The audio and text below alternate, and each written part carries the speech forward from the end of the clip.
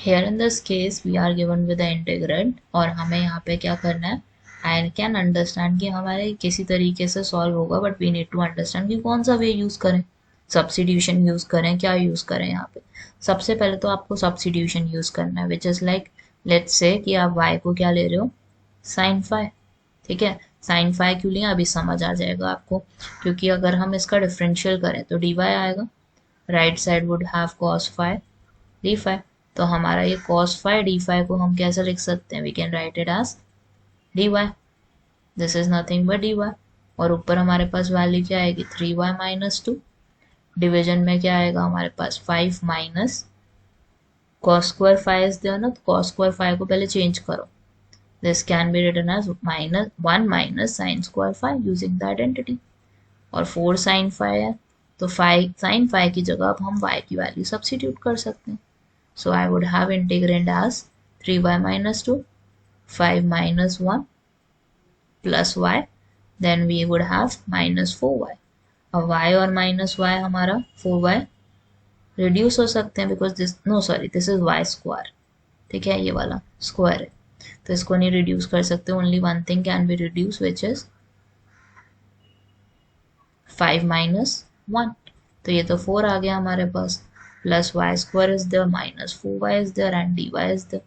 ठीक है, अब इसको हमने क्या करना है, we need to resolve it. कैसे करोगे, पार्शियल फ्रैक्शन से करो। और पहली बात नोट करना that this value is nothing but the identity.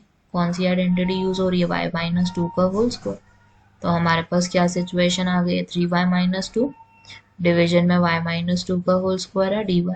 अभी हमने सीखा था कि स्क्वायर वाले कैसे सॉल्व करते हैं, एक्सपैंड करके।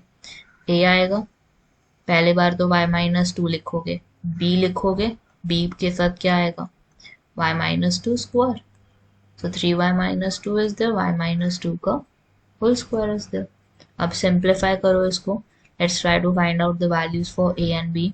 तो हमारे पास 3y माइनस 2 है लेफ्ट साइड पे and y minus 2 whole square है। a को किससे मल्टीप्लाई करोगे, y माइनस 2 से।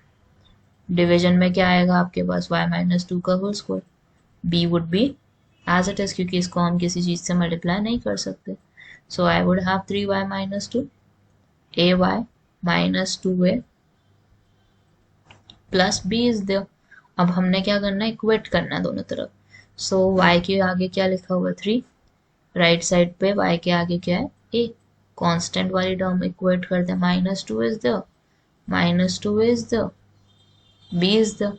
अब a की जगह आपने क्या सब्सिट्यूट करना है, यू नीड टू सब्सिट्यूट 3, 6 हो गया, plus b is there minus 6, right side ले जाओ, so it would obviously become left side, it would become positive 6, so it would be 4। a की वैल्यू हमारे पास क्या आ गई है 3 and value for b is 4। अब इसी को इंटीग्रेंट लेना तो हम यहाँ पे क्या करेंगे, I would be replacing a with 3 and b with 4। ये हो गया हमारा 3, this is 4 and just put a integrand over it.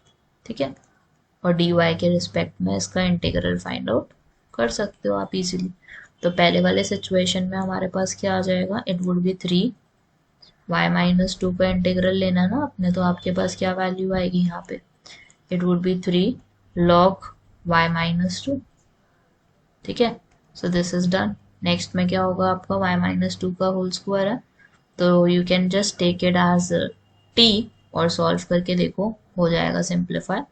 y minus 2 can be taken as t, so this would become dy is equal to dt, so you would have value as dt, 4 in front, this is t square।